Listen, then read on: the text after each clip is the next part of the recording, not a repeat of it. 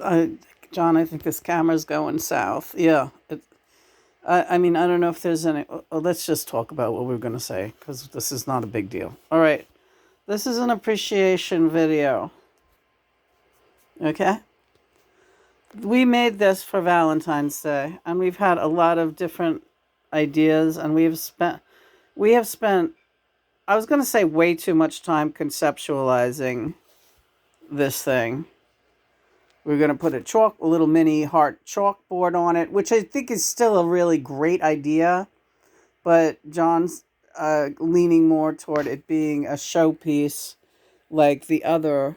There's the other piece, the blue underneath John over there, the eyes of the world, right? So this is going to be the eyes of love. So we've already prepared the eyeballs.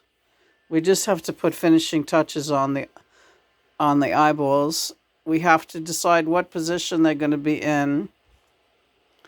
It's 3 pairs of eyes, 6 eyes for the life path number of Lena and John, the twin flame number 6. And then we have like, oh God, what are we going to use? We have a million different mosaics. Right, we have mosaics. We have different tiles. We have beads. So it's going to be the eyes and surrounded by various patterns of mosaics. Right? Yeah. Yeah.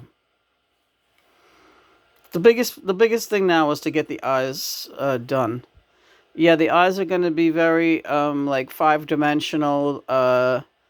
We won't say anything about it because we have some very exciting materials to work with to create the eyes. They won't be exactly like the eyes of that one.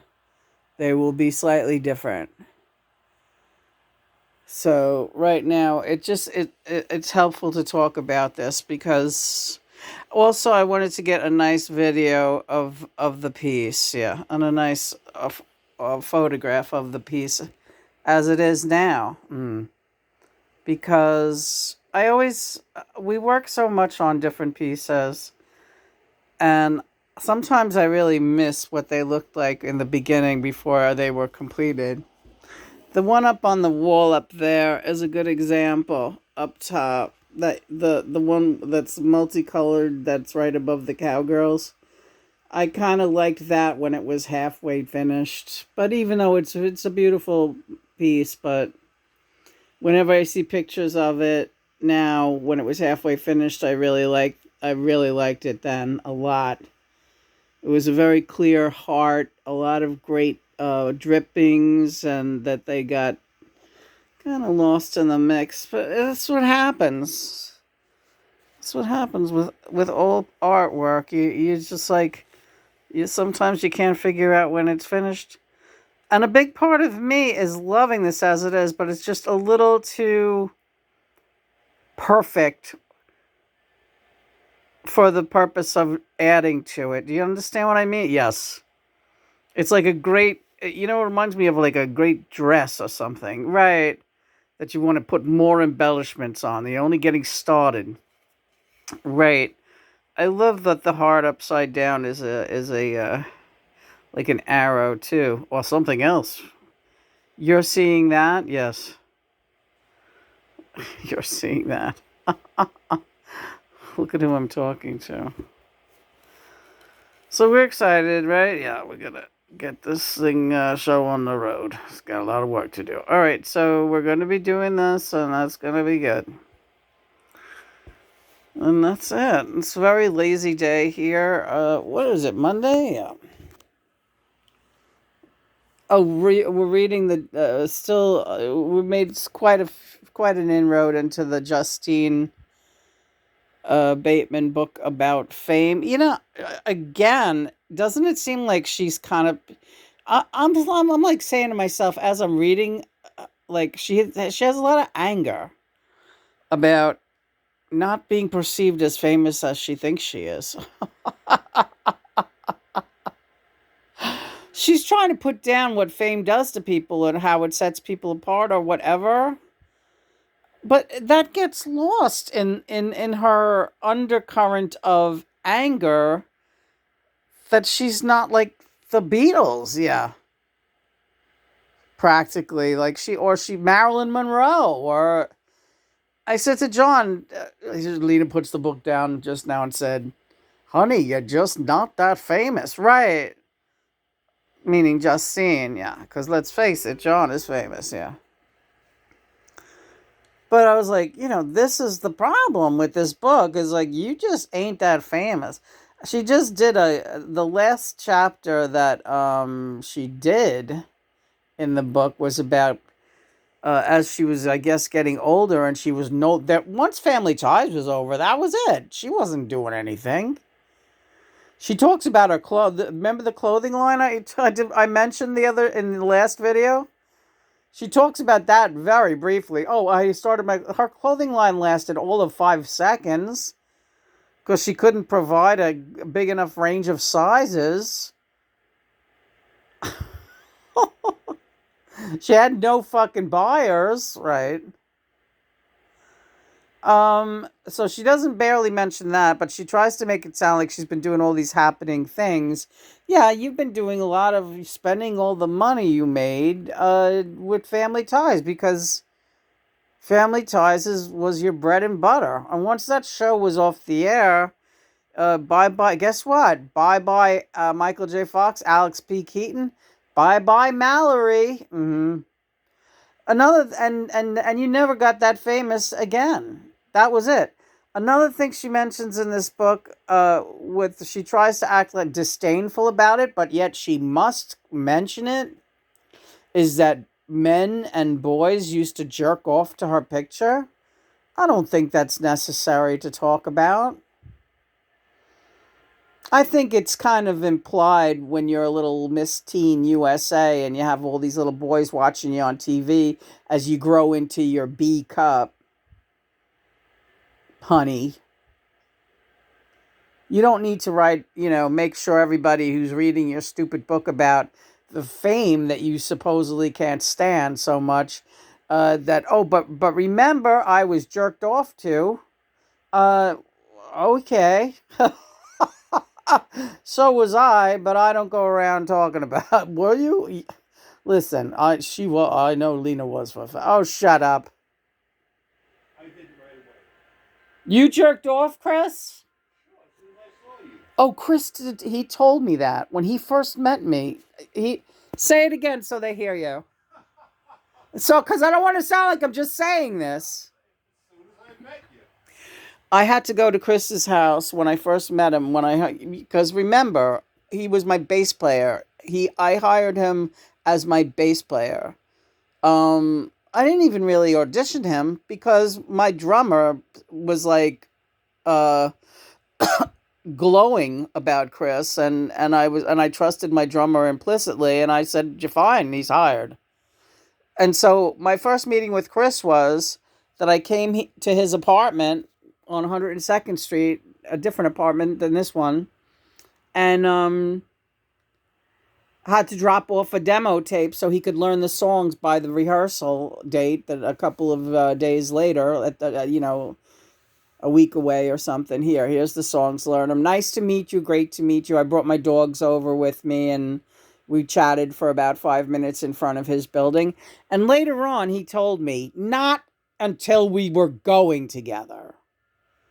He told me that he went upstairs and he jacked off. Now, if he would have told me that, like, at the rehearsal, I would have been like, you're no longer hired. Okay, next. We're not hiring this guy, right? Because I would have thought it was disgusting to have someone say that to me. But later on, when he told me that, I thought it was very sweet. I was like, "Oh, that's nice." I don't, because it's whatever. Guys do that, right? And I thought, wow, I guess, yeah, wow, he thinks I'm attractive. Isn't that great? Again, this was months later. Later. Good 6 months later, or maybe not. Maybe 3 months later. But still, in all, we were an item by the time he did admit to that.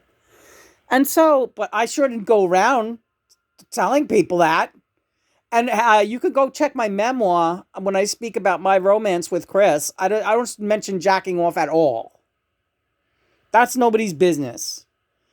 Justine Bateman, on the other hand, Master Bateman. Yeah, Master Bateman. Master, Master Bateman. She's talking about fucking, get that book. All right.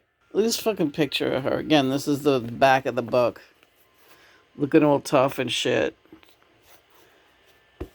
Let's just say she's annoying me, but it's a good read because one of those train wrecks where you just here's a picture of her when she was upset because she's on the red carpet and all the camera guys walked away from her because there was someone more famous down the road down the rest left her there and didn't take a picture. She was upset. She said it was like somebody. What did she say it was like, Chris? John? She said it was like being a baby, taking your temperature, and the thermometer breaking in your butt, and glass shards, and blood, and poo everywhere. That is what she said. Now, can someone explain to me why? Thank you, John. That's no problem. Can someone explain to me how not having your picture taken on the red carpet is like having a thermometer break in your ass and you're a baby? Someone explain that to me. I would love to hear what that is all about. Here's a picture of her. Look at how she has to have her midriff showing. Honey, that shirt has buttons, You don't have to walk around like that on the fucking red carpet or wherever the fuck you are. And she's saying, people trying to touch me. This is in 1990. Nobody's trying to touch you. You're like running around with your fucking shirt hanging open and your stomach hanging out and your tits hanging out.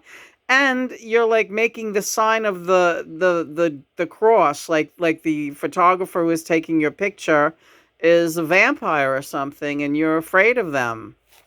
What are you talking about? And in this book, you're like saying how you hate everybody and everyone thinks you're a bitch. Look at this fucking shit. Here's the picture of her with look at it. This was she broke up with a boyfriend. She's mad because the Inquirer said things about her that the boyfriend broke up with her.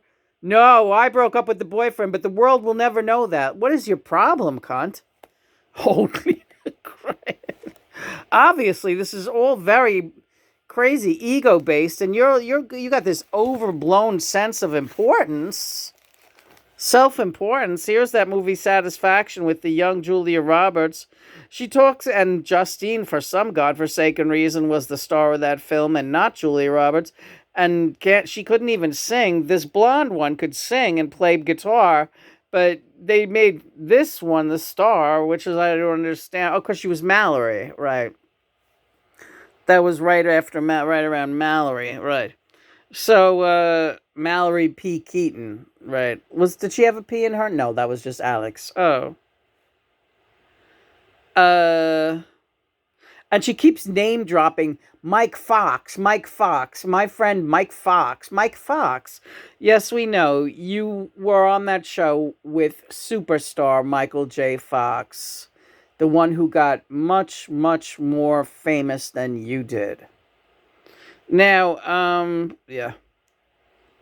And she said that people on that movie set were calling her star bitch. Wonder why. She's upset about that though. And then it just goes on to show little pictures of her looking with, again the tits hanging out. She wants the world to know she's got tits. Good for her. Good for you, Justine. So really, I don't know. No one else has noticed this, the reviewers for this book? Because she's definitely chosen like the best review. We got to find some more reviews. Yeah. I can't be the only one who thinks that this is kind of like a slanted in a really. I feel that it shows her to be an unhealthy person with a self-inflated ego. And her writing style is like she thinks she's being candid, and she thinks she's Bukowski or something. Who did she say? She makes everybody know. My publisher is also Noam Chomsky's publisher. Noam fucking Chomsky. Like, this is what she tells you on the first page of the book. I was like, we're in trouble. Uh, she keeps repeating herself, like, so I'm talking and smiling, right, and answering questions and smiling and moving and smiling and talking and smiling, and I'm running on fumes, man. I'm being famous, and it's just run dry. Oh, okay, so go home. Go the fuck home.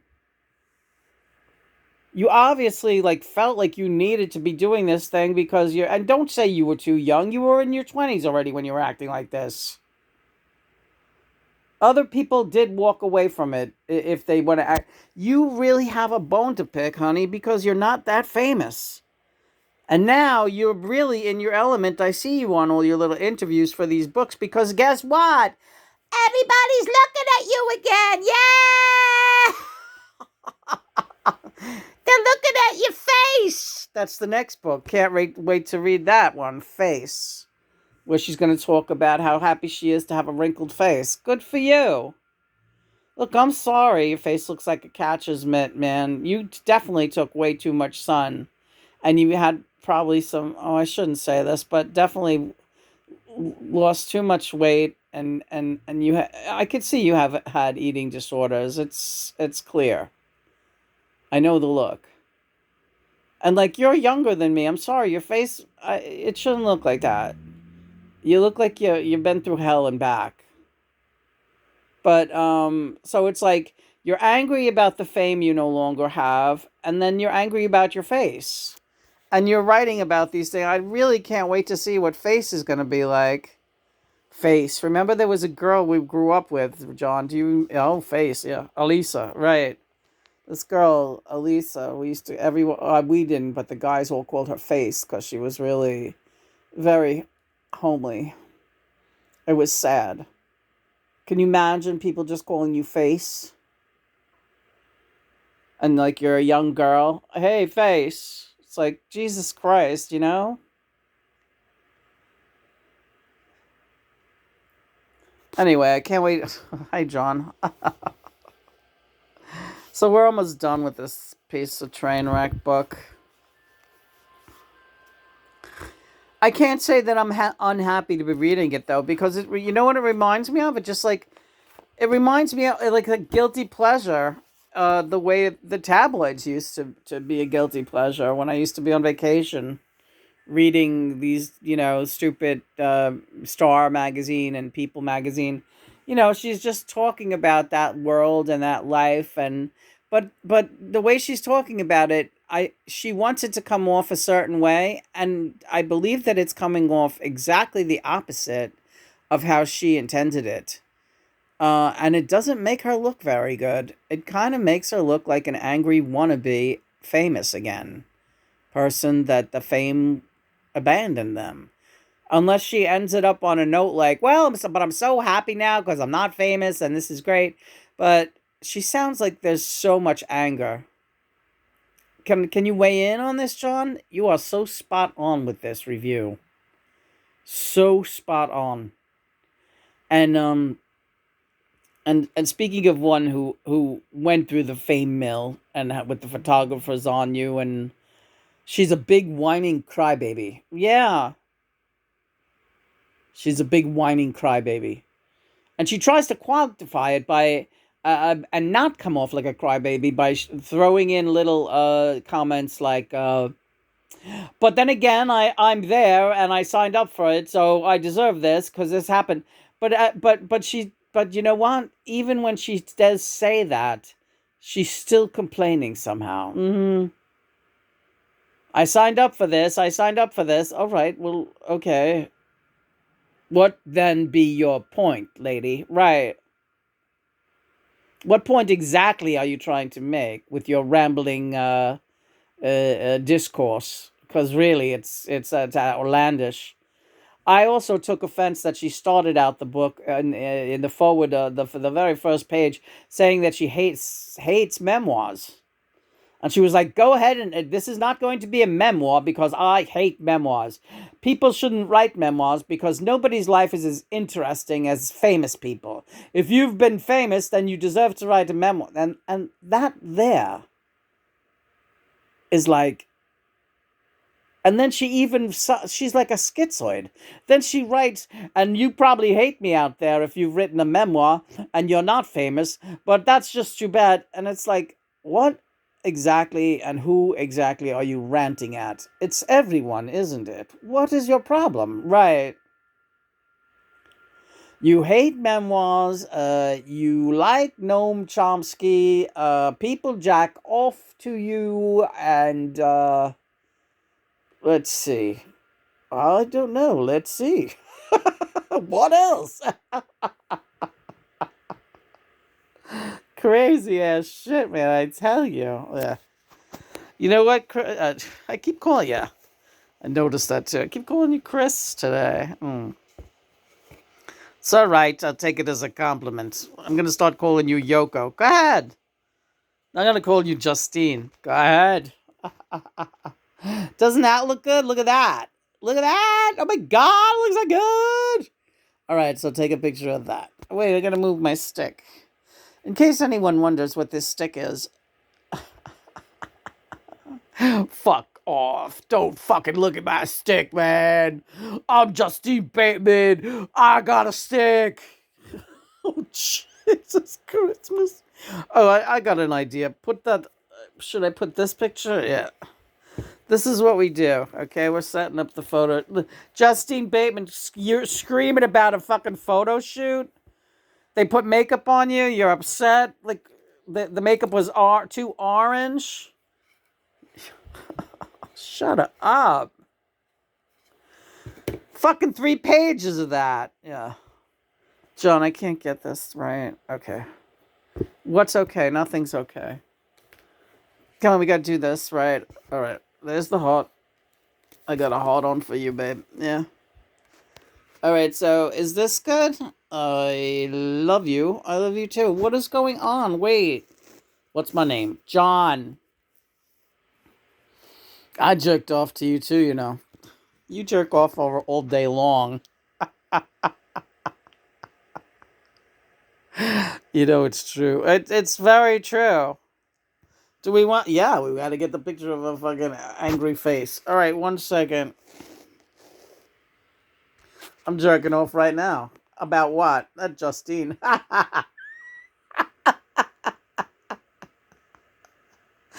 I got a heart on for Justine. I got a heart on for just... You're an infantile soul. Yeah. Good. Good choice of words. All right, that looks good. Are we going to take the picture now? Yeah. Is the camera upside down? No, your mother's upside down. All right. Oh, that's a good shot. Take one more. Always got to take one more. All right, so that was so funny though. With when the photographer, that's gonna look great. You know that, right? Yeah. When the photographer, we're gonna take one more too, just to be sure. All right. When the photographer told her to move out of the way, she's so wounded by that. She never got past. She never got over that. It was and then she even says, "I realize that the people are starving in the world, and there are bigger things to." Yes, that's true. That's true, Justine.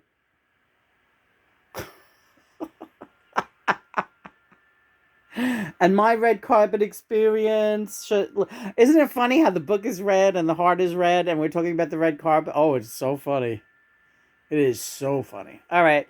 So this is our first review, and we're not even done with it yet. All right. We'll be back with more. Yeah, back with more reviews of Justine Bateman's incredible, not a memoir, Fame. Fame, fame makes a man take things over. Hi, Bowie. Yeah. You know what's funny? It even reminds me, it's kind of orangey red. This looks like the label of your 45 with Bowie of Fame. Do you know that? I do know. I do know that, yeah. I thought the same thing. You did? Yes, I did. As long as we're on the same page. Oh, we are. Praise be God and Mother. We'll be back with more Justine Bateman and fame. Fame.